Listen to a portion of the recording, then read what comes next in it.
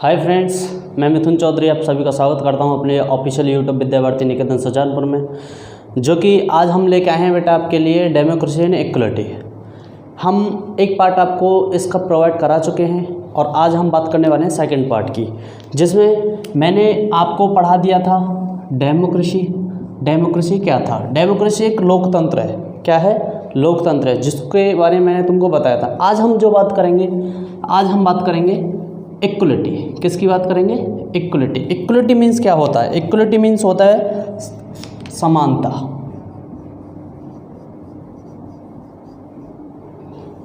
आज हम बात किसकी करने वाले हैं? समानता की। समानता हमारे भारत में किस तरीके की है, कौन कौन सी हमें राइट्स मिले हुए हैं, जो कि हम सभी पे आज बात करेंगे। ठीक है ना? चलिए देखते हैं। हमारी सबसे पहली जो हेडिंग है, system that represent democracy. System that represent democracy. प्रणाली एक ऐसी प्रणाली है जो लोकतंत्र का प्रतिनिधित्व करती हो। क्या करती हो? जो लोकतंत्र का प्रतिनिधित्व जैसे कि प्रणाली, जैसे क्या कहेंगे बेटा, एक वोट के हिसाब से। किसके? एक वोट के हिसाब से, जो कि हमारी भारत में जो इक्वलिटी है, ये जो क्या कहते हैं डेमोक्रेसी है, क्या प्रेजेंट करती है, मतलब लोकतंत्र को प्रेजेंट करती है। वो कौन सा सिस्टम है? एक वोट का सिस्टम है। जैसे कि हम बात करेंगे द वोटिंग सिस्टम वर्क्स। हमारे यहाँ पे कैसे करती है बेटा? द वोटिंग सिस्टम वर्क्स, मतलब ये जो है कैसे काम करती है? The voting system works.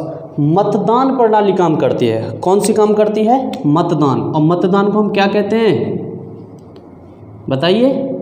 Vote कहते हैं, जो कि हम सभी लोग डालते हैं। कोई प्रधानी का डालता है, कोई बीएमएलसी का डालता है, जिसका भी डालता हो। ठीक है ना? मतदान प्रणाली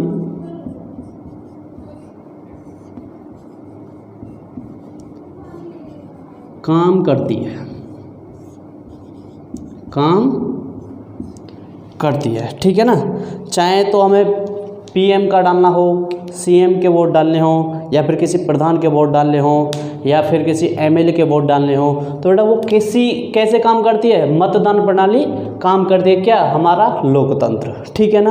अब हम बात करने वाले हैं adult franchise. Adult franchise means क्या होता है? एडल्ट फ्रेंचाइज मीन्स होता है वयस्क मताधिकार। क्या होता है?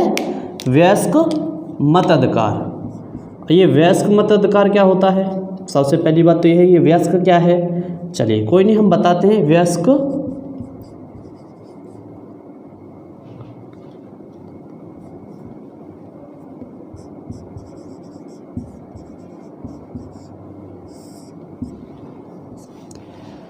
एडल्ट फ्रेंचाइज, वयस्क मताधिकार। यहाँ वयस्क का मतलब युवा होता है। क्या होता है? युवा। अब बेटा युवा को हम कैसे जानेंगे कि ये युवा है? अब मान लो कि अभी 3 साल का बच्चा है। क्या 3 साल के बच्चे को हम वयस्क कह सकते हैं? नहीं कह सकते। 10 साल का बच्चा होता है, उसे हम वयस्क कह सकते हैं? नहीं कह सकते। तो हमारे जो कॉन्स्टिट्यूशन में जो ये वयस्क की जो डेफिनेशन दी गई है, वो एक डेफिनेशन ये है, जैसे कि ऑल इंडियन सिटीजन्स, सभी भारतीय, सभी, यहाँ हम देखेंगे सभी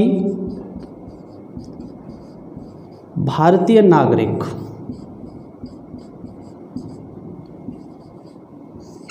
सभी भारतीय नागरिक 18 years of age, 18 years of age, मतलब जितने भी भारतीय 18 साल के हैं। कितने हैं? 18 साल के हैं। और या फिर और क्या हो गया? और ओल्डर मीन्स क्या हो गया? बुजुर्ग, जिसे हम अपनी भाषा में क्या बोलते हैं? बुजुर्ग बोलते हैं या बूढ़ा बोलते हैं। ठीक है? कैन वोट, मतलब इस प्रणाली में, मतदान प्रणाली में कौन भाग ले सकता है? या तो 18 ईयर्स से ऊपर हो, या फिर कोई क्या हो? बुजुर्ग हो। या तो 18 ईयर्स से ऊपर हो, या फिर कोई क्या हो? बुजुर्ग हो। वो मतदान प्रणाली में क्या ले सकता है? भाग ले सकता है। ठीक है ना। अब देखेंगे सभी भारतीय नागरिक 18 साल, मैंने भी बताया 18 ईयर्स या उससे अधिक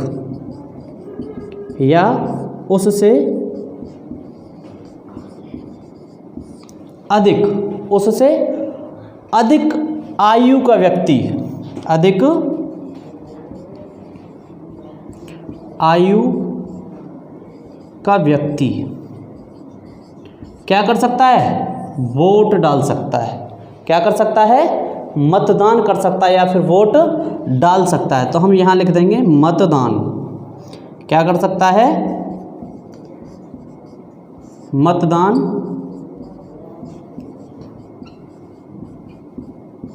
कर सकता है। या फिर हम क्या कह सकते हैं? सभी भारतीय नागरिक 18 साल या उससे अधिक आयु का व्यक्ति या तो मतदान कर सकता है या फिर क्या कर सकता है? वोट डाल सकता है। क्या कर सकता है? वोट डाल सकता है। अरे भाई एक बात बताइए, मतदान और वोट दोनों ही क्या हैं? इक्वल हैं। क्या हैं? अरे मतदान कह लो या तो मतदान कह लो या फिर वोट कह लो, इन दोनों को ही क्या कहते हैं? वोट ही कहते हैं या फिर मतदान कहते हैं। ये दोनों क्या हैं? इक्वल हैं। क्या हैं? इक्वल मतलब समान है। ठीक है, इन दोनों में कोई डिफरेंस नहीं है। ठीक है ना।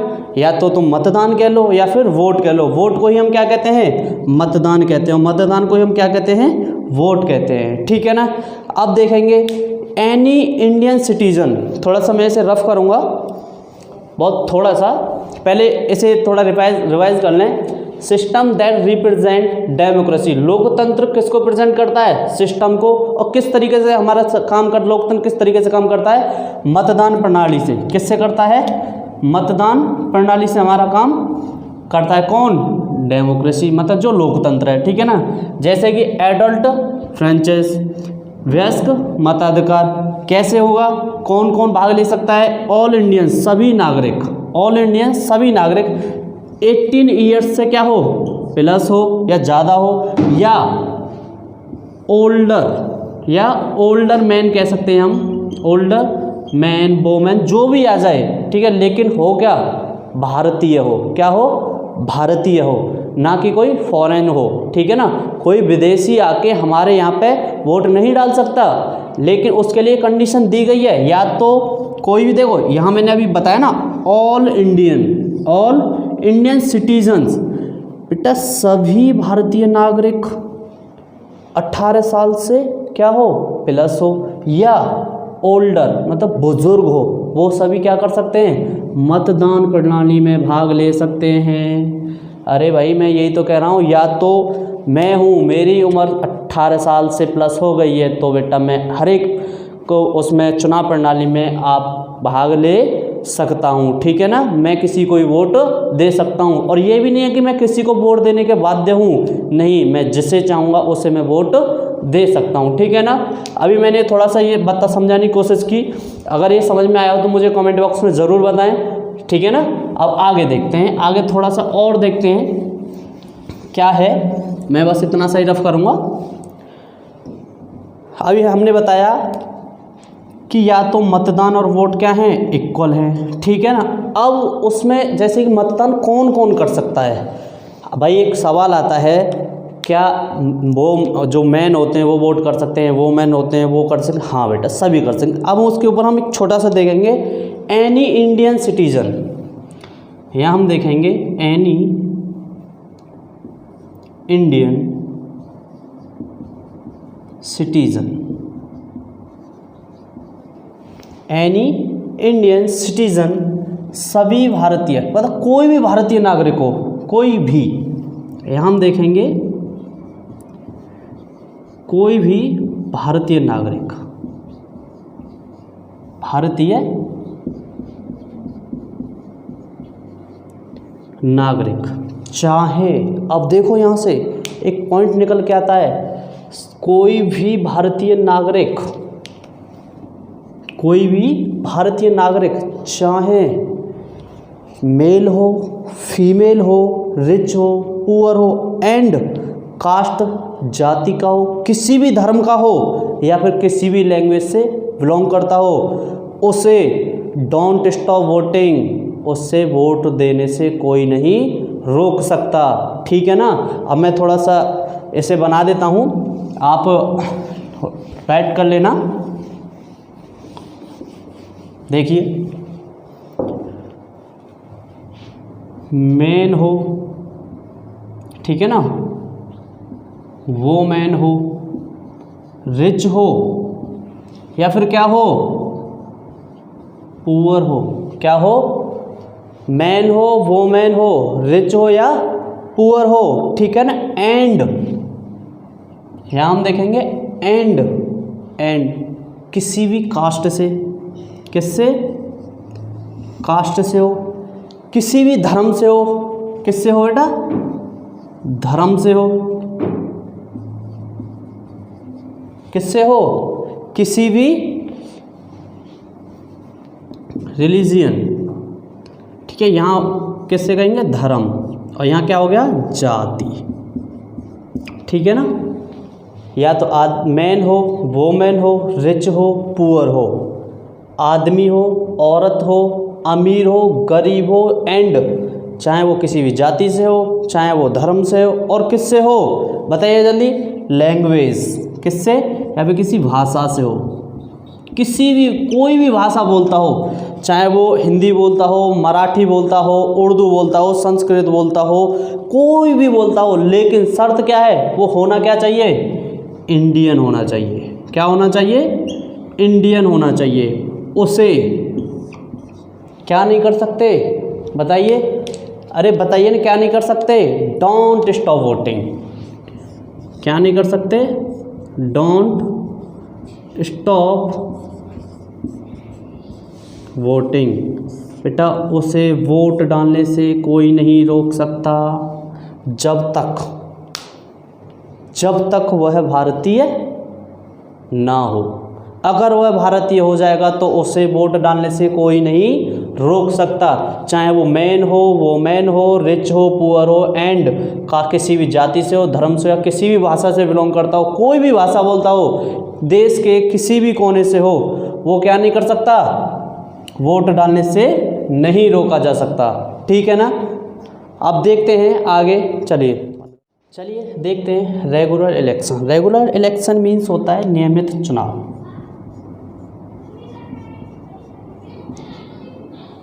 नियमित चुनाव, ये जो नियमित चुनाव है, ये हमारे जो भारत में एक निश्चित समय के लिए होते हैं। जो सरकार बनती है हमारे भारत में, जो गवर्नमेंट बनती है,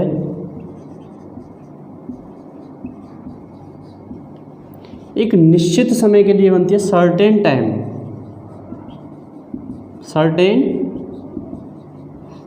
जिसे हम क्या कहते हैं, निश्चित समय के लिए, निश्चित समय के लिए क्या बनती है, सरकार बनती है। रेगुलर इलेक्शन एक नियमित चुनाव होते हैं, जो कि हमारी जो सरकार होती है वो निश्चित समय के लिए होती है। वो टाइम कितना होता है, 5 ईयर्स।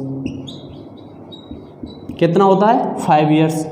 कहीं कहीं पे 4 ईयर्स होता है, 6 ईयर्स होता है, लेकिन हमारे भारत में चुनाव की जो प्रणाली है वो कितने ईयर्स है, 5 ईयर्स। आपसे क्वेश्चन पूछा जा सकता है कि हमारे भारत में कितने साल बाद चुनाव होता है, तो कितने साल बाद चुनाव होता है, 5 ईयर्स। ठीक है ना। उसके बाद हमारे जो भारत में 2 प्रकार से चुनाव होते हैं। सबसे पहले तो सेंटर होता है, सेंटर पर चुनाव होते हैं, जिसे हम केंद्र के नाम से जानते हैं। किसके नाम से जानते हैं, केंद्र के नाम से। एंड दूसरा जो चुनाव होता है वो स्टेट स्तर पर होता है। पहला जो स्तर है वो सेंटर के स्तर पर होता है, जिसे हम केंद्र के नाम से जानते हैं। दूसरा होता है स्टेट, जो कि तुम सभी जानते हैं, इसे हम राज्य कहते हैं। क्या कहते हैं, राज्य कहते हैं। इन दोनों चुनावों को एक नाम दिया गया है, जिसे हम कहते हैं असेंबली इलेक्शंस, क्या कहते हैं, असेंबली इलेक्शन, ठीक है ना, जिसे हम क्या कहते हैं,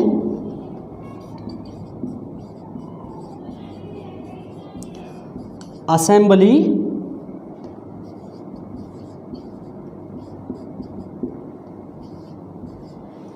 क्या कहते हैं, असेंबली इलेक्शन, ठीक है ना, जिसे हिंदी में हम नाम देंगे विधानसभा चुनाव। क्या नाम देंगे, विधानसभा के चुनाव, विधानसभा के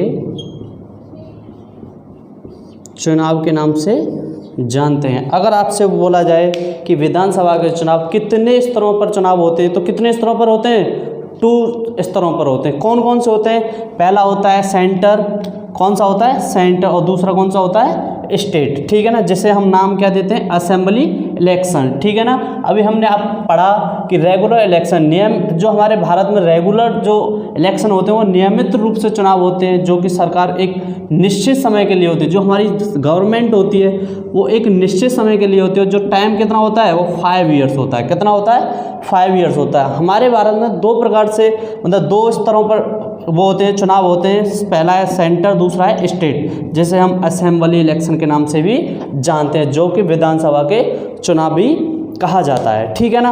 अब फिर उसके बाद हम बात करेंगे आपको पॉलिटिकल पार्टी ऑफ, बंद करो थोड़े, जिसे हम असेंबली इलेक्शन बोलते हैं, विधानसभा के चुनाव। इसके बाद हम देखते हैं पॉलिटिकल पार्टी और पार्टीज, राजनीतिक दल या पार्टियां क्या क्या होती है। चलिए देखते हैं पॉलिटिकल पार्टी और पार्टीज। जैसे कि अभी मैंने आप लोगों को बताया था कि पॉलिटिकल पार्टी और पार्टीज, राजनीतिक दल, जिसे हम क्या कहेंगे,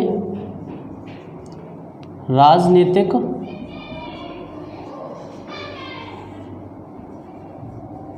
दल या पार्टियां,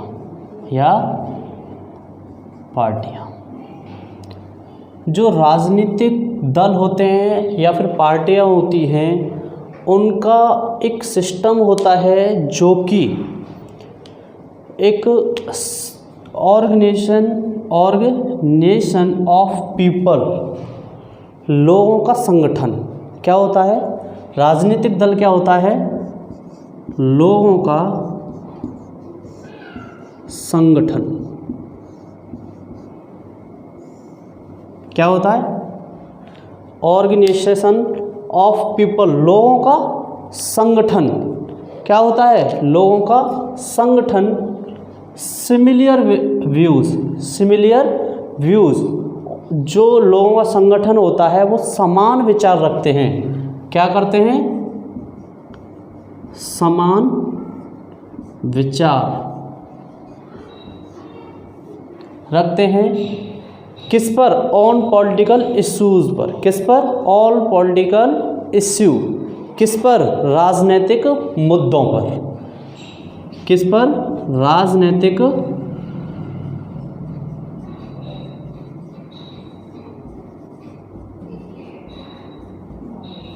मुद्दों पर। जैसे कि अभी मैंने बताया, लोगों का संगठन समान विचार रखता है। किस पर, राजनीतिक मुद्दों पर। जैसे कि हमें चुनाव कैसे जीतना है, हमें पूर्ण बहुमत से अपनी सरकार कैसे बनानी है, ये सारी चीज़ें होती हैं। और एवरी पार्टी, उसके बाद क्या है, एवरी पार्टी, प्रत्येक पार्टी। एवरी मीन्स क्या हो गया, प्रत्येक।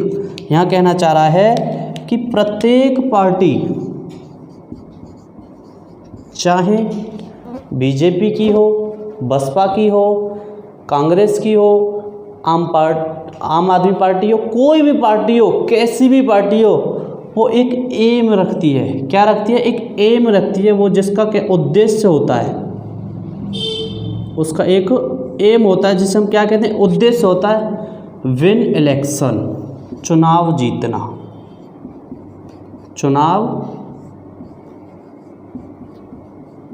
जीतना।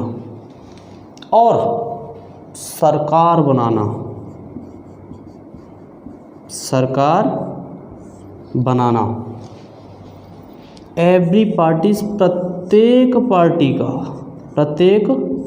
पार्टी का एक उद्देश्य होता है चुनाव जीतना और फिर क्या करना, सरकार बनाना। सरकार बनाने के लिए पीपल इज सपोर्ट, लोगों का समर्थन बहुत ज़रूरी है भाई। पीपल इज सपोर्ट, लोगों का समर्थन जरूरी है, लोगों का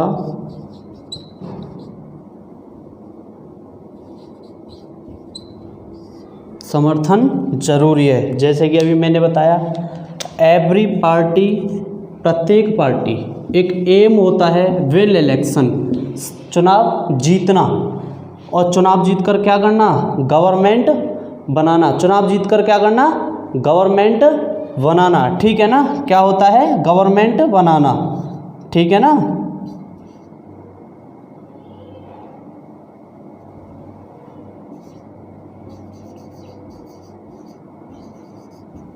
क्या होता है, गवर्नमेंट बनाना, ठीक है ना।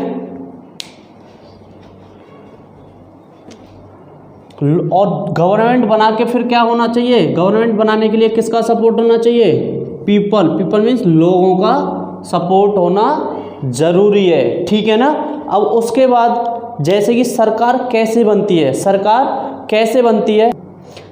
कैसे बनती है, हम सरकार देखेंगे। सरकार दो तरीके से बनती है सर। जैसे कि पहला होता है रूलिंग पार्टी और दूसरी होती है कलेक्शन पार्टी। रूलिंग पार्टी क्या होती है, वो पूर्ण बहुमत से सरकार बनाती है, और जो कलेक्शन पार्टी जो होती है वो किसी न किसी दल को मिलाकर, किसी न किसी पार्टी को मिलाकर, एक या दो से अधिक पार्टियों को मिलाकर अपनी सरकार बनाती है, ठीक है ना। अब गवर्नमेंट कैसे बनती है, गवर्नमेंट दो प्रकार की होती है। जैसे कि अभी मैंने बताया था, एक तो रूलिंग पार्टी होती है और एक कलेक्शन पार्टी होती है। रूलिंग पार्टी क्या होती है, वो एक पूर्ण बहुमत से वोट करती है, जिसका टोटल अपॉन 2 + x, मतलब आधे से एक ज़्यादा, जैसे कि टोटल जो सीट हैं वो है 100, कितनी है, 100 है। 100 मैंने कहा टोटल, मैंने अभी कहा था कि टोटल से आधा प्लस x ज़्यादा ही क्या कहलाएगी, रूलिंग पार्टी बनाएगी। कैसे, मान लो कि टोटल सीट कितनी है, 100 है, ठीक है ना। उसके पास आधी कितनी आ गई, 15 + x, मीन्स x यहाँ हम कितना मान लेंगे, एक या एक से ज़्यादा, 1 हो, 2 हो, 3 हो, उसमें हम प्लस कर देंगे तो मान लो 51 हो जाएंगे। तो ये क्या, कौन सी पार्टी कहलाएगी, रूलिंग पार्टी। कौन सी पार्टी कहलाएगी, रूलिंग पार्टी। पूर्ण बहुमत से सरकार बनाई जा सकती है, ठीक है ना। अब हम बात करेंगे गवर्नमेंट की। गवर्नमेंट किस तरीके से बनती है, अभी मैंने बताया गवर्नमेंट कितने प्रकार से बनती है, 2 प्रकार से। पहली है रूलिंग पार्टी और कलेक्शन पार्टी। अब देखते हैं हम गवर्नमेंट।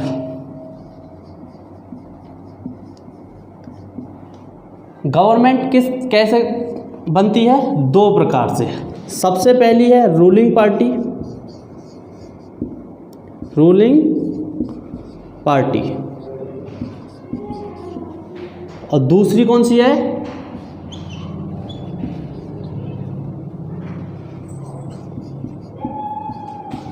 Collection party. जैसे कि रूलिंग पार्टी तो हो गई सर की पूर्ण बहुमत, कैसे बनाएगी, पूर्ण बहुमत से पार्टी बनाएगी। और ये जो पार्टी होगी ये बनाएगी संगठन से, कैसे बनाएगी, संगठन पार्टी, ठीक है ना। अभी मैं आपको एक एग्जांपल दिया था, ठीक है ना।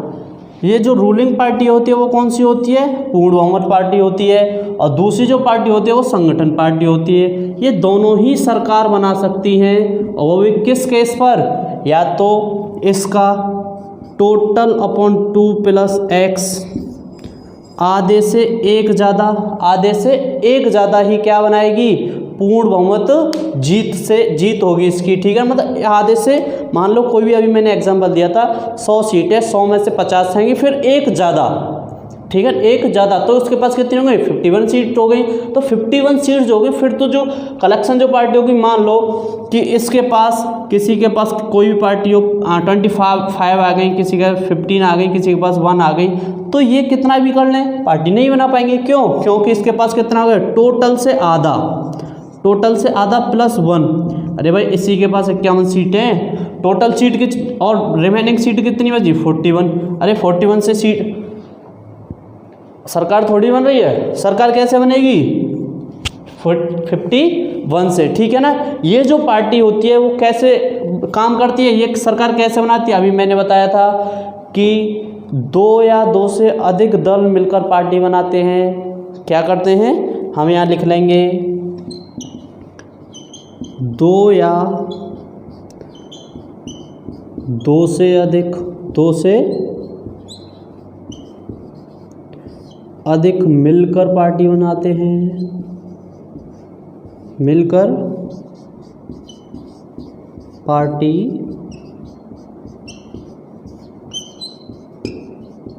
बनाते हैं। जैसे कि अब मैं आपको एग्जांपल देने वाला हूँ, मान लो कि टोटल जो सीट हैं वो 100 हैं। ये जो, मान लो इस पार्टी का नाम हम बीजेपी दे देते हैं, ठीक है ना, और इस पार्टी का हम दे देते हैं कांग्रेस।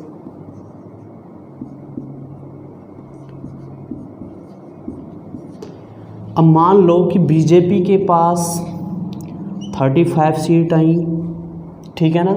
अब इसके कांग्रेस के पास 35 सीट हैं, ठीक है। अब एक AAP होता है जो आम आदमी पार्टी होता है, उसके बाद 15 है, कितनी है, 15 है। अब मान लो कोई भी सपा होती है, SSP होती है, उसके पास और ज़्यादा सीटें, कोई भी XYZ हो, तो एक बात है, इसके पास तो ये टोटल 35 है, या तो ये इधर आ जाए, या फिर ये इधर आ जाए, या फिर ये तीनों ही मिलकर सीट कर लें, तो बेटा ये तीनों की जो सीट हो जाएंगी वो 55 हो जाएंगी। तो 55 ये पूर्ण बहुमत हो जाएगा। तो बेटा इसी सरकार को क्या नाम दिया जाएगा, कलेक्शन पार्टी के नाम से इसे जाना जाएगा, ठीक है ना। अब आपको समझ में आ गया होगा। गवर्नमेंट जो होती है वो 2 प्रकार से बनती है, एक तो रूलिंग पार्टी होती है और दूसरी कौन सी होती है, कलेक्शन पार्टी होती है। रूलिंग पार्टी का जो मत वो होता है, बहुमत होता है, वो टोटल का आधा प्लस x होता है। और कलेक्शन पार्टी क्या होती है, 2 या 2 से अधिक वाले मिलकर पार्टी बनाते हैं। जैसे कि मैंने अभी एग्जांपल दिए 2-3 पार्टियों के नाम लिख के, कांग्रेस पे 35 आई, AAP पे, आम आदमी पार्टी पे इतने आए, फिर इतने, दोनों को कलेक्शन करके जो भी आएगा तो बेटा वो पूर्ण बहुमत कितना हो जाएगा, फिर इसको पूर्ण बहुमत मिल जाएगा। इसमें से या तो इसका प्रधानमंत्री बनेगा, या फिर इस पार्टी का प्रधानमंत्री बनेगा, या फिर इस पार्टी का, या फिर ऐसा हो सकता है कि जिस पार्टी की सबसे ज़्यादा सीट होंगी उस पार्टी का प्रधानमंत्री बन सकता है, ठीक है ना। अब चलिए उसके बाद हम देखते हैं, अब हमने आपको बताया था कि आज हम इक्वलिटी के बारे में पढ़ेंगे। अब इक्वलिटी के बारे में तो मैंने तुम्हें थोड़ा सा पढ़ाया था, अब थोड़ा सा और देख लेते हैं। अब हेडिंग डाल लो, इक्वलिटी एंड डेमोक्रेसी, लोकतंत्र में समानता। अब हम देखेंगे लोकतंत्र में समानता क्या होती है। अरे कहीं आप ये तो नहीं कह रहे सब मंत्र पढ़ रहे हो या पढ़ा रहे हो? बेटा मैं पढ़ा भी रहा हूँ और देखते देखते मंत्र भी पढ़ रहा हूँ। शायद हो सकता है कि मेरी शादी हो जाए, ऐसा पॉसिबल नहीं है कि मेरी शादी हो जाए, क्योंकि अभी तो मैं बहुत छोटा हूँ। आपसे छोटा नहीं हूँ, टेंशन मत लो। कहीं ये सोच लो कि सर तो हमसे भी छोटे हैं, नहीं मैं बहुत बड़ा हूँ, ठीक है ना। अब हमारी हेडिंग है, डालो जल्दी से, हमारी हेडिंग क्या है बताइए जल्दी। अरे कोई बता दो। चलो कोई नहीं, हम ही खुद देख लेते हैं क्या है। Equality in democracy, in democracy, लोकतंत्र में समानता। क्या हो जाएगी? लोकतंत्र में समानता। अरे भाई ऐसे डाल लो ना, क्या दिक्कत है? कोई दिक्कत है क्या? लोकतंत्र में समानता। जो हमारा हमने बताया था कि हमारी जो इंडिया है वो एक डेमोक्रेटिक कंट्री है, मतलब एक गणराज्य है, ठीक है ना। और उसमें अब हम देखेंगे, हाँ सबसे पहले हम देखेंगे द पीपल ऑफ, जैसे हम बात करेंगे किसी भी देश की जनता, किसी भी देश की जनता समान अधिकार रखती है, चाहे वो इंग्लैंड हो, यूएसए हो, ब्राज़ील हो, रूस हो या फिर हमारा ही इंडिया हो। तो हम देखेंगे द पीपल, क्या करेंगे हम, द पीपल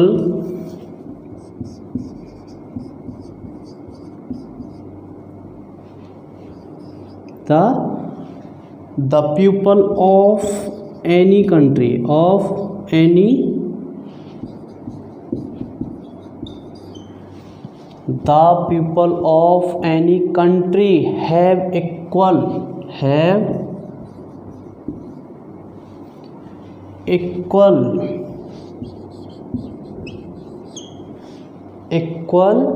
राइट्स। क्या हो जाएगा, इक्वल राइट्स। यहाँ क्या हो गया, राइट्स मीन्स यहाँ बेटा सही मत कर देना, राइट्स का मतलब यहाँ होता है अधिकार।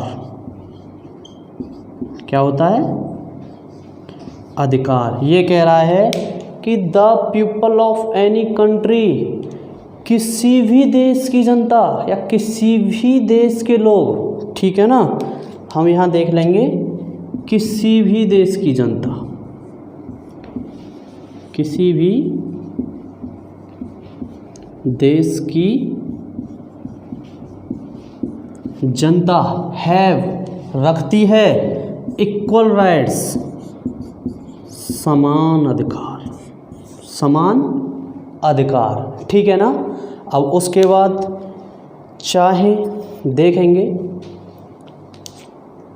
वो क्या हो, मैंने पहले ही बताया था, वो या तो पुअर हो या फिर रिच हो या फिर मैन हो, वोमेन हो, ठीक है ना, या किसी भी देश का सीएम हो या फिर पीएम हो, एमएलए हो, कोई भी हो, कोई भी नागरिक हो, ठीक है ना, वो क्या होगा, समान होगा। क्या होगा, समान होगा, ठीक है ना। या फिर कोई नेता हो, जैसे कि मैंने अभी बताया ना, सीएम पीएम, ये क्या हैं, सभी लीडर तो हैं, तो ये कोई भी हो, ये कैसे होंगे, इक्वल होंगे, ठीक है। किसके लिए, डेमोक्रेसी के लिए, लोकतंत्र के लिए सभी क्या हैं, इक्वल हैं, ठीक है ना, क्या हैं, इक्वल हैं। अब उसके बाद हम बात करेंगे इक्वलिटी एंड इंडियन डेमोक्रेसी। अभी हमने किसी अन्य देश के बारे में देखा, मतलब पूरे वर्ल्ड के बारे में देखा। अब हम किसके बारे में बात करेंगे, अपने इंडिया के बारे में। इंडिया के बारे में कैसे कैसे बात करेंगे, देखते हैं हमारे इंडिया में कैसी इक्वलिटी है। चलिए देखते हैं क्या है इक्वलिटी इन इंडियन डेमोक्रेसी के बारे में। इक्वलिटी इन इंडियन डेमोक्रेसी क्या है, जैसे कि मैंने बताया था, हमारी इंडिया जो है वो एक डेमोक्रेटिक कंट्री है। क्या है, लोकतांत्रिक देश है। क्या है, Indian democratic.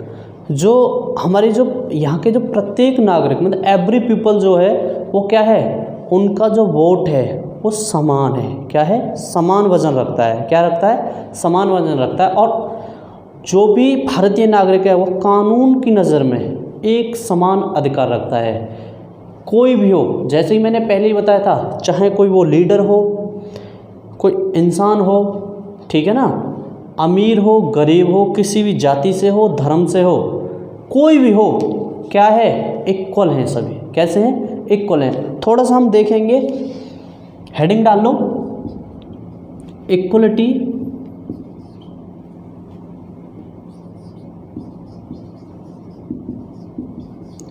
Equality and Indian democracy. मैंने अभी आप लोगों को बताया था, जो हमारी इंडिया है, क्या बताया था, बताइए जल्दी कमेंट बॉक्स में करके। हमारी जो इंडिया है वो क्या है, बताइए, एक डेमोक्रेटिक देश है। क्या है, डेमोक्रेटिक कंट्री है। क्या है, लोकतांत्रिक देश है। कौन सा है, लोकतांत्रिक देश है।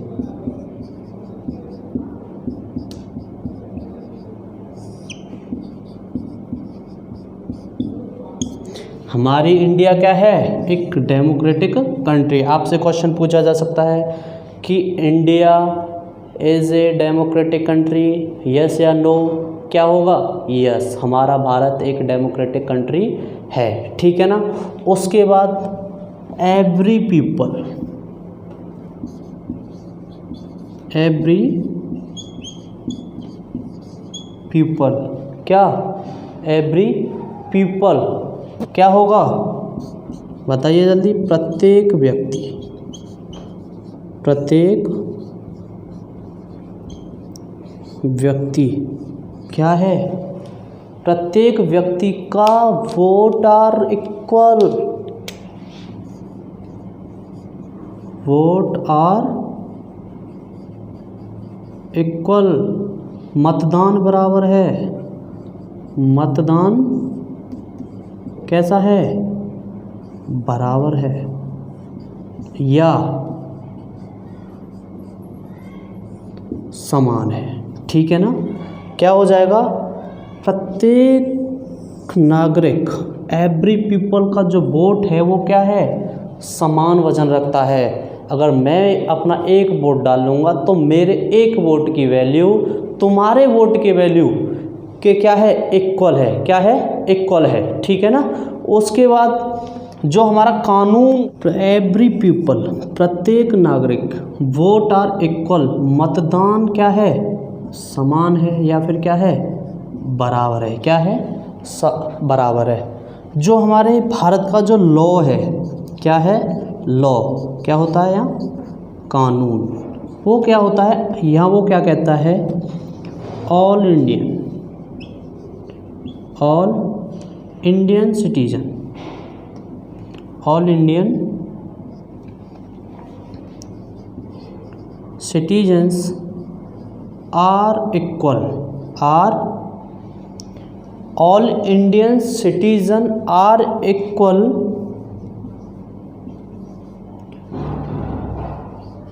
Before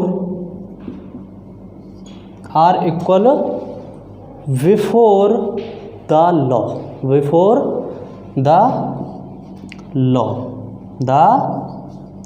law. हमारे जो भारत का जो कानून है वो क्या कहता है, all Indian citizen are equal before the law, सभी भारतीय नागरिक कानून के समक्ष कैसे हैं, समान हैं, कैसे हैं, कैसे हैं बताइए, सभी भारतीय नागरिक क्या है, बताइए जल्दी, सभी भारतीय नागरिक कानून के समक्ष, कानून के समक्ष कैसे हैं, समान हैं, कैसे हैं, समान हैं। अरे भाई एक बात बताइए, हमारी जो भारत की इक्वलिटी है क्या, समानता, एंड और इंडियन डेमोक्रेसी, भारतीय लोकतंत्र, इसी के बारे में तो बताया जा रहा है कि इंडिया एक डेमोक्रेटिक देश है जिसमें प्रत्येक नागरिक का वोट क्या है, प्रत्येक नागरिक का मतदान कैसा होता है, यहाँ बराबर होता है। और कानून के समक्ष, कानून क्या कहता है, हमारे भारत का कानून क्या कहता है, all Indian citizen are equal before the law, सभी भारतीय नागरिक कानून के समक्ष कैसे हैं, कानून के समक्ष कैसे हैं, बताइए कैसे हैं, अरे बताइए ना, समान हैं, कैसे हैं, समान हैं, ठीक है ना, कैसे हैं, समान हैं, ठीक है ना। और चाहे, मैंने पहले ही बताया था, वो या तो किसी कास्ट से हो, किससे हो, या तो किसी कास्ट से हो, ठीक है ना, किसी भी भाषा का हो, किसका हो, किसी भी भाषा का हो, या फिर किसी भी धर्म का हो, या फिर कोई नेता हो जिसे हम लीडर बोलते हैं, कोई भी हो, छोटा हो, बड़ा हो, मोटा हो, पतला हो, लंबा हो, गट्टा हो, कैसा भी हो, वो कानून के समक्ष कैसा होगा? इक्वल होगा। कैसा होगा?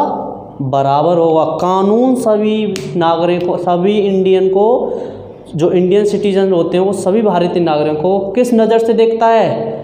इक्वल देखता है। कैसे देखता है? इक्वल देखता है। वो ये नहीं देखता कि ये नेता है तो इसके लिए थोड़ी सी नरमी बरती जाए, ये गरीब है। नहीं, अगर नेता और किसी गरीब में अगर कोई भी बेटा झगड़ा होता है तो कानून उसे इक्वल देखता है। कैसे देखता है? इक्वल देखता है। तो आज की वीडियो हम यहीं समाप्त करते हैं। कल हम बात करेंगे आपको पिलर्स ऑफ डेमोक्रेसी।